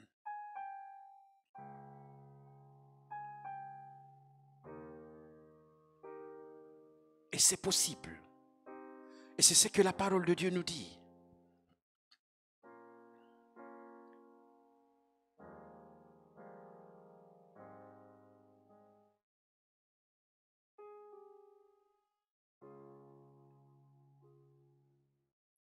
Acte 2 nous dit qu'ils étaient réunis, tous d'un commun accord, priant, s'attendant au Seigneur. Le Saint-Esprit est venu et ils se mirent à parler en langue. Selon quoi? Selon ce que l'Esprit leur ordonnait. Tu n'as plus la maîtrise. C'est l'Esprit de Dieu qui te conduit. C'est un des aspects de la prière fervente du croyant, la prière qui est faite dans l'esprit, la prière qui est faite en esprit et en vérité, la prière qui est adressée à Dieu avec un cœur pur. Et quand tu as terminé, on te pose des questions, tu es dans l'incapacité d'expliquer pourquoi tu as pris cette direction, pourquoi tu as dit ceci, pourquoi tu as dit cela. Et d'autres vont venir. Mais qu'est-ce qui leur arrive? Mais j'entends et je saisis ce qu'il dit. C'est dans ma langue. Mais tu étais en train de bénir le Seigneur. Mais tu disais des grandes choses. Mais tu annonçais ceci ou cela selon ce que l'Esprit leur ordonnait. Ça, c'est la prière qui est adressée à Dieu en esprit et en vérité et dans un cœur pur. C'est dans des temps de prière que le Seigneur te trace le programme. On va prier. Oui, on va prier. Tel sujet. Et vous voilà en train de prier, le Saint-Esprit dit, non, voici ce que vous aborderez comme thème. Laissez ça, mettez ça de côté, il y a un problème à régler, il faudrait que vous preniez telle direction parce que moi je veux bénir telle ou telle personne. Mais au préalable, voici ce que vous devez faire. Vous devez prier pour ceci parce qu'il y a un événement qui arrive et cet événement arrivera, ça choque tout le monde.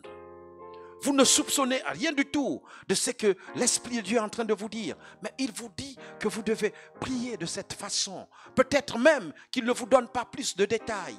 Et c'est plus tard, lorsque vous avez des nouvelles sur ce pourquoi vous avez prié, que là vous essayez de faire le lien, le rapport. Priez selon que l'Esprit vous ordonne, vous commande. Amen. Ce sont les réalités de la prière, bien-aimés.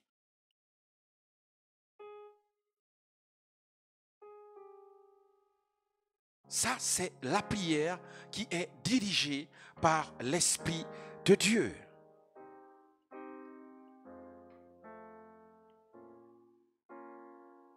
Tu ne peux pas venir dans la présence de Dieu pour prier et sans être concerné. Tu ne peux pas venir prier le Seigneur sans sans être désespéré. Ce n'est pas possible. Tu ne peux pas avoir la même attitude pour quelqu'un de désespéré que quelqu'un qui est là, en fait, qui ne ressent rien du tout. Un désespéré, on voit quelqu'un de désespéré, comment il interpelle Dieu. Quand tu ne sais pas ce que tu vas manger, quand tu sors d'ici, ou ce soir, ou demain, tu ne sais pas où tu mettras la tête peut-être pour dormir, tu ne peux pas avoir une attitude passive comme ça. Ce n'est pas possible. Ce n'est pas possible. Quand ton enfant est malade ou quelqu'un dans ta maison est souffrant, tu ne peux pas avoir la même attitude que quelqu'un qui n'a rien du tout. Non, tu ne donnes pas le sommeil à ta tête. Ce n'est pas possible. Un désespéré. Tu croupis sous des dettes. Et voilà que les huissiers ne te permettent pas de te reposer. Tu es angoissé. Quand on toque à ta porte, ça y est, ton cœur se met dans tous ses états. Il a presque envie de s'arracher. Tu prends des attitudes de quelqu'un qui fuit peut-être un ennemi. Tu te caches. Tu n'es pas tranquille. Tu es désespéré. Tu pries Dieu d'une façon particulière. Parce que tu veux que le Seigneur trouve une solution à ton problème. Tu as une pression démoniaque, une pression spirituelle. Tu as l'impression qu'on te poursuit parce que tu entends des voix. Tu veux essayer de dormir, qu'aussitôt tu es là aux prises avec des cauchemars. Tu es poursuivi, attaqué de toutes parts. Tu n'arrives pas à te reposer. Ta vie n'est que ruine. Ta vie n'est que traumatisme. À cause de cette pression démoniaque. Dans un tel état, tu es désespéré. Et quand tu viens devant le Seigneur, c'est avec une attitude, un cœur de désespéré. Et la prière que tu adresses à Dieu n'est pas la même que celle que quelqu'un qui est tranquille, quelqu'un qui n'est confronté à rien du tout. La femme à la perte de sang prenait un risque. Je vais toucher le bord de son vêtement. Advienne que pourra. J'ai tout perdu. Ça fait 12 ans que ça dure. Alors, peu importe. Quoi qu'il arrive, moi je veux juste toucher son vêtement avec les risques que cela comportait. Ça, c'est le cœur d'une désespérée.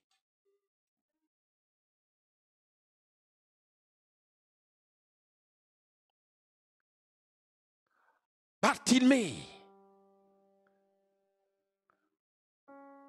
le boiteux, l'infirme, l'aveugle, pardon, a crié à Jésus, Jésus, fils de David, tais-toi, Bartimée, tu déranges les gens. Il n'en était pas question. C'était le cri d'un cœur désespéré.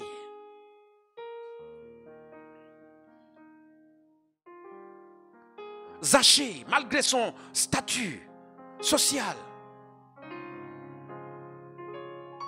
le percepteur d'impôts, Zachée s'est mis à courir, luttant avec tout le monde, y compris les petits-enfants. Jésus-Christ de Nazareth passe par-ci aujourd'hui. Je dois absolument le voir. Je dois absolument le rencontrer. Un homme désespéré qui a entendu que le salut passe par Jésus. Ce Jésus fait des miracles. Il accomplit des merveilles. Il était désespéré. Je dois le rencontrer. Peu importe mon statut social. Je dois le rencontrer. Je dois grimper sur cet arbre, sur ce sycomore. Jésus doit me rencontrer. Un cœur désespéré.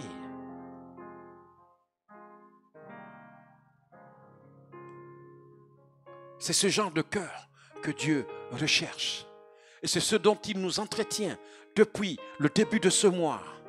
Viens dans la présence de Dieu avec un cœur concerné, un cœur désespéré. Ton cri ne sera pas le même que celui qui est tranquille, qui baigne dans le confort, qui n'est confronté à aucune difficulté. Viens dans la présence du Seigneur avec un tel état d'esprit. Sens-toi concerné. Essaie d'être endeuillé pendant ce mois.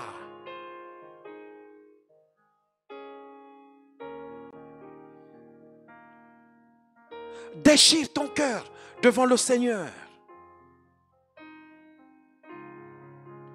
Amen. Tu ne peux pas venir dans la prière ou pendant la prière avec nonchalance, avec désinvolture, juste pour faire un acte accompli. Non. Accordez-moi encore 5 petites minutes et on aura bientôt fini. Tu ne peux pas. Sens-toi concerné. Amen.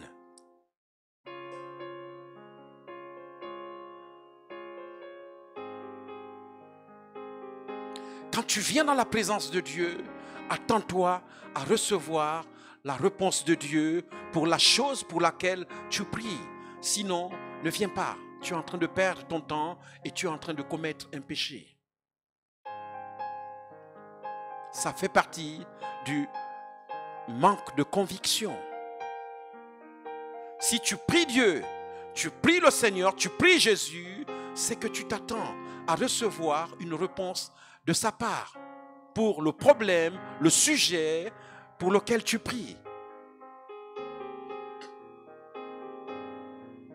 Un autre de point, et j'aurais arrêté là-dessus pour aujourd'hui, c'est l'égoïsme. Si j'ai un conseil à vous donner aujourd'hui, ne va pas prier le Seigneur dans un état d'esprit d'égoïsme.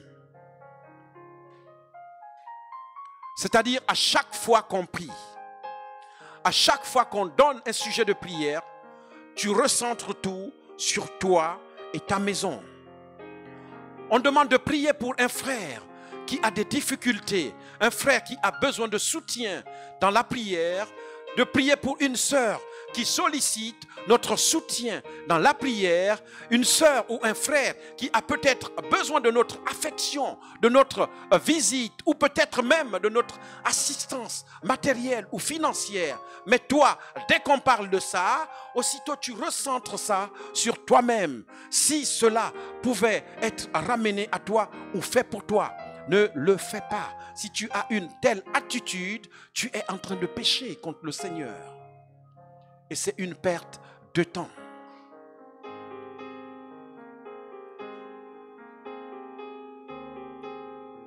L'égoïsme bloque la prière. Il ne faut pas te voiler la face. si tu te comportes comme ça, si tu es égoïste dans la prière, ta prière sera bloquée.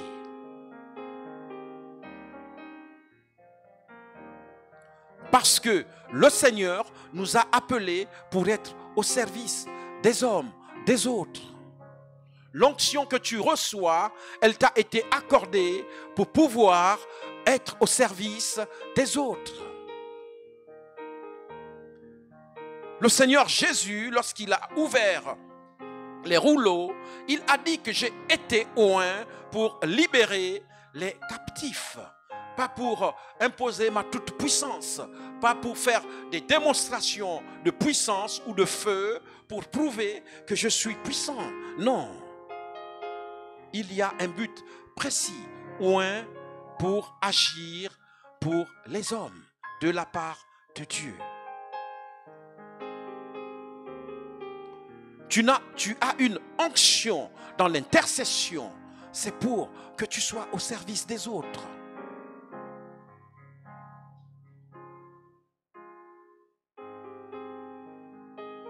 Il ne faut pas être égoïste. Si tu es égoïste, tu ouvres la porte à Satan. Tu ouvres la porte au diable et ça va t'isoler. Ça ne fera qu'accentuer le moi.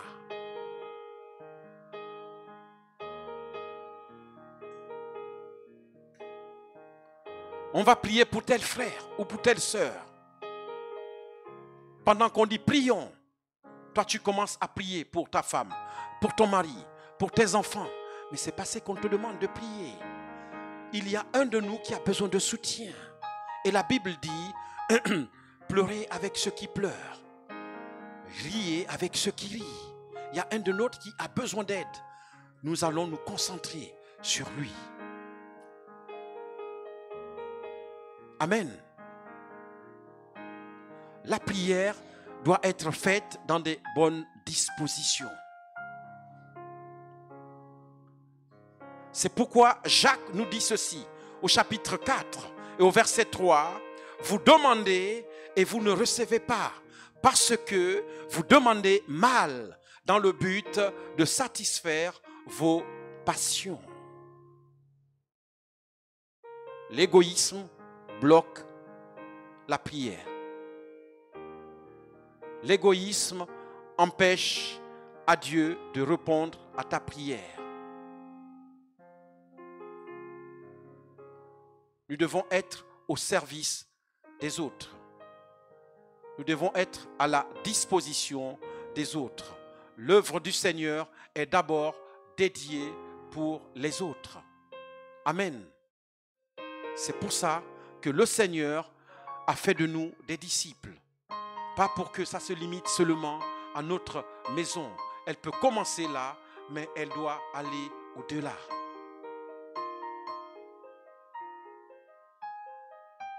Sinon, comment feras-tu ou ferons-nous? Comment Dieu fera pour faire de toutes les nations ses disciples?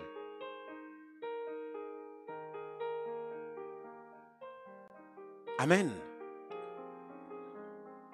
Que Dieu bénisse sa parole. Alors que nous venons d'écouter cette parole,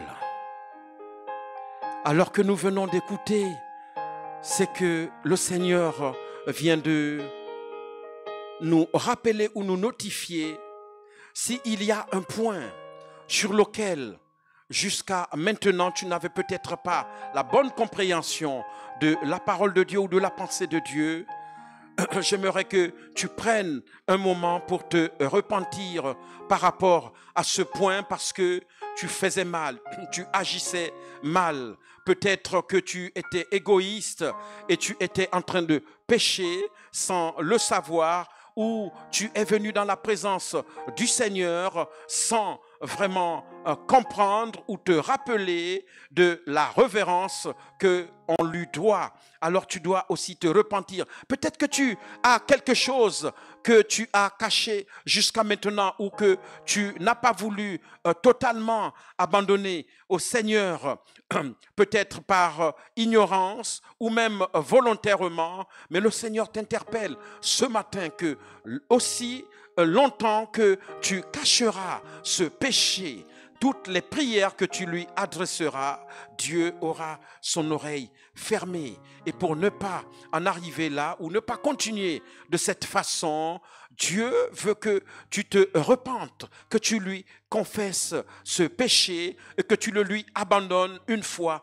pour toutes. Alors pendant que ce chant ou ce chœur va nous être chanté, j'aimerais que tu prennes quelques minutes pour confesser ton péché au Seigneur, lui demander vraiment pardon pour l'attitude égoïste que tu as eue maintenant, où tu t'es souvent défaussé des autres en t'isolant parce que tu as été blessé, parce qu'on t'a dit quelque chose de méchant, là où tu te réunissais avec les frères ou les sœurs, ou à l'église que tu fréquentais, l'assemblée que tu fréquentais, et jusqu'à aujourd'hui, tu ne leur as pas pardonné cette attitude, ou le frère ou la sœur, ou ce groupe de personnes, de croyants, qui se sont peut-être comportés ainsi vis-à-vis de toi. Il faut te repentir et revenir sur ce que le Seigneur demande d'accomplir. Peut-être que tu n'as jamais suivi les voies que le Saint-Esprit dictait, le programme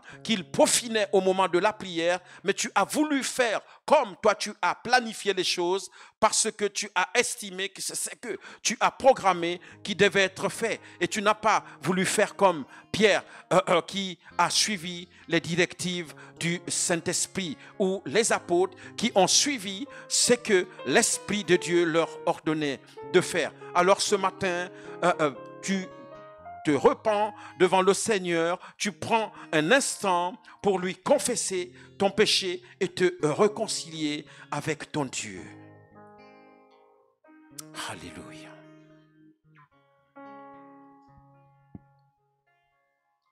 Sans toi, Jésus, ma vie n'est plus pareille. Je n'ai que ma voix pour t'adorer.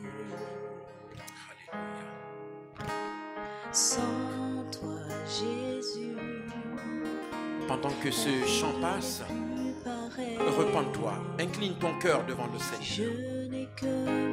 Repends ton cœur devant le trône de Dieu. Dépose à ses pieds ce péché que tu as caché aux hommes depuis maintenant. Il te donne l'opportunité ce matin de lui abandonner ce péché une fois pour toutes. Je n'ai que ma voix pour t'adorer. Sans toi, Jésus, ma vie n'est plus pareille. Dis-lui, Seigneur, je t'abandonne mon péché ce matin. Alors que je viens d'écouter ton message, alors que je viens d'entendre ta voix, Seigneur, oui, je te demande pardon pour l'égoïsme dont j'ai fait preuve jusqu'à maintenant. J'ai voulu toujours tout centrer sur moi et ma famille. À chaque fois, Seigneur, que nous prions, je veux ramener tout à moi, alors que quelqu'un est béni, pendant que quelqu'un est béni, pendant que nous prions pour quelqu'un, pendant que nous présentons quelqu'un au Seigneur.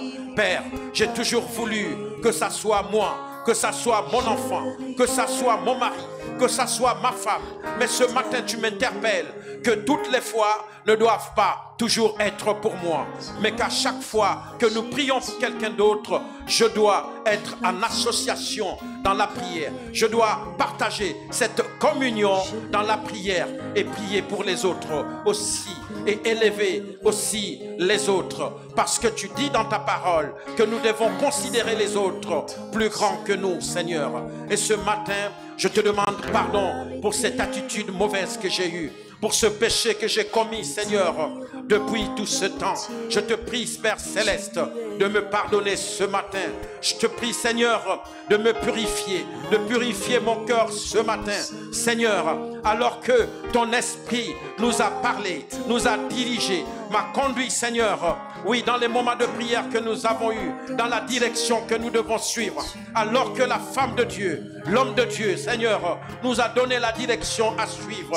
Mais moi, j'ai pris et je fais les choses comme j'ai résolu, comme j'ai planifié. Seigneur, tu m'as parlé, tu as parlé à mon cœur, mais moi, j'ai voulu faire comme ce que j'ai préparé depuis des semaines, depuis 2 mois, ne laissant pas ton esprit, Seigneur, nous conduire, n'obéissant pas à ton esprit qui, séance tenante, a demandé, oui, de suivre la direction qu'il nous imposait, parce qu'il voulait délivrer quelqu'un, parce qu'il voulait libérer quelqu'un de son péché, de sa mauvaise voie, de son ignorance, parce qu'il voulait faire du bien, bénir quelqu'un. Oui, Seigneur, je te demande pardon ce matin.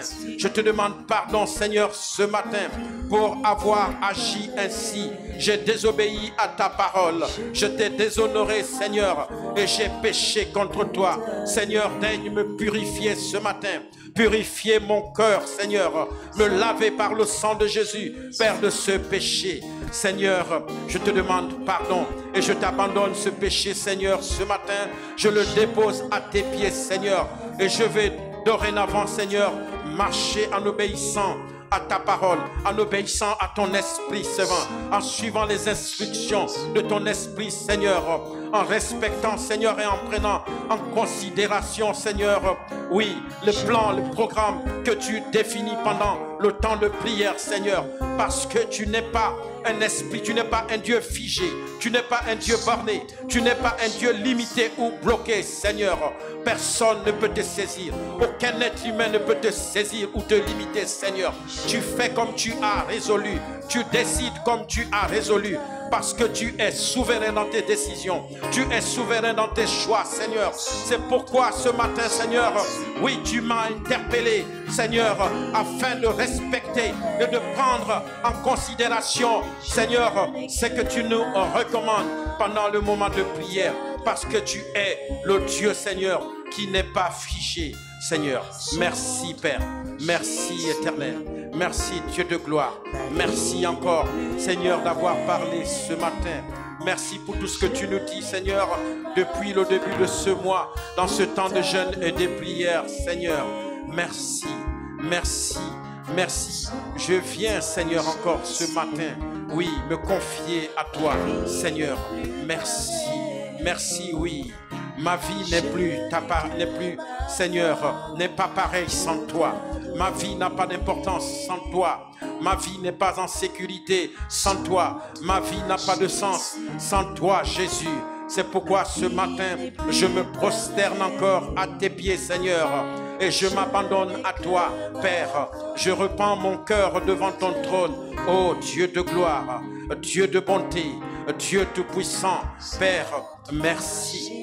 Merci Jésus. Merci Jésus. Merci pour tout ce que tu accomplis pour nous dans ce mois de mai, Seigneur. Merci pour tout ce que tu es en train de réaliser dans ce mois de mai, Seigneur. Toi qui as des choses, Seigneur, grandioses pour chacun de tes enfants, Père. Toi qui es en train d'ouvrir, Seigneur, les écluses des cieux, Seigneur, sur la vie de tes enfants. Oh, Seigneur Jésus, merci. Je n'ai besoin que de toi. Je n'ai besoin que de toi.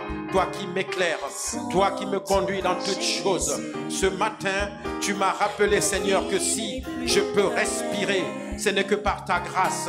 Si j'ai le souffle de vie, ce n'est que par ta grâce, Seigneur. Si je peux confesser ton nom, ce n'est que par ta grâce, Seigneur.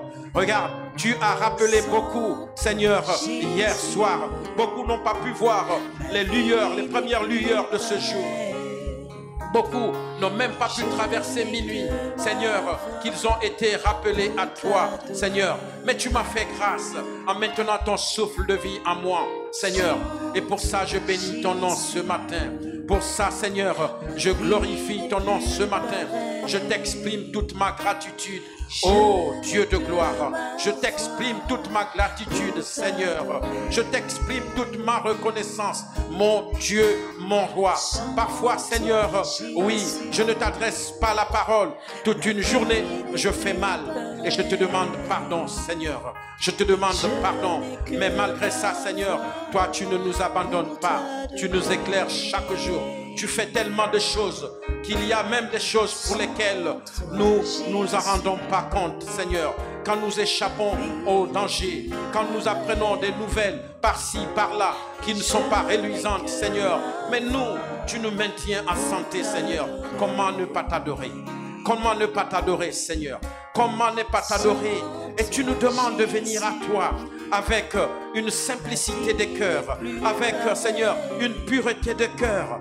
Aide-nous, Seigneur. Aide-nous, oh Seigneur. Aide-nous à nous souvenir. Aide-nous à marcher chaque jour que tu fais, chaque jour que tu nous accordes, Seigneur, dans la sanctification, nous retirant encore un peu plus du monde, Seigneur, pour nous rapprocher encore un peu plus de toi et te ressembler encore un peu plus de toi, afin, Seigneur, oui, de tendre aux statures parfaites de Christ, Seigneur, afin d'être homme accompli, homme fait, Seigneur. Oh, merci Jésus, merci Jésus, merci Seigneur, merci. Corrige nos erreurs, Seigneur. Dis-nous, rappelle-nous, Seigneur, rappelle-nous, Éternel, notre Dieu. Saint-Esprit, oui, rappelle-nous s'il y a quelque chose que nous avons oublié, qui ne te plaît pas, qui n'honore pas le Seigneur. S'il y a quelque chose que nous avons fait, Seigneur, mais dont nous ne nous rappelons pas, rappelle-le-nous, rappelle-la-nous, pour que nous puissions te la confesser et l'abandonner, Seigneur, parce que nous prenons la décision ce matin de tout abandonner, Seigneur, afin d'être propre devant toi, afin d'être digne de t'adresser la parole, afin, Seigneur, oui, de ne pas être en abomination ou de ne pas commettre une abomination, Seigneur, vis-à-vis de toi, parce que tu es un Dieu pur, parce que tu es un Dieu pur, Seigneur, et en toi il n'y a point de péché, et en toi il n'y a point d'ombre, Seigneur.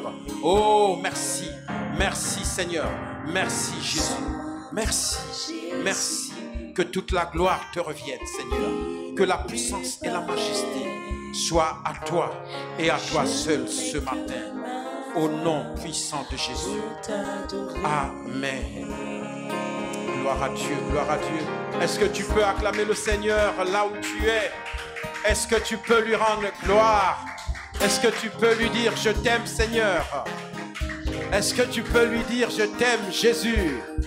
Il faut que tu le dises au Seigneur, bien-aimé. Il faut que tu le dises au Seigneur.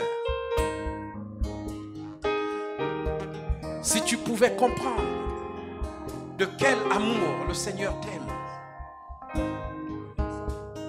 si tu pouvais le comprendre, tu n'aurais pas de motif, de ne pas l'acclamer, de ne pas vraiment l'élever, de ne pas lui dire merci. Dieu aime la reconnaissance. Merci Seigneur. C'est beaucoup pour le Seigneur.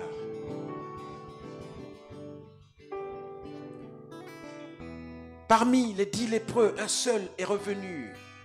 Ça plut au Seigneur. La reconnaissance. Amen.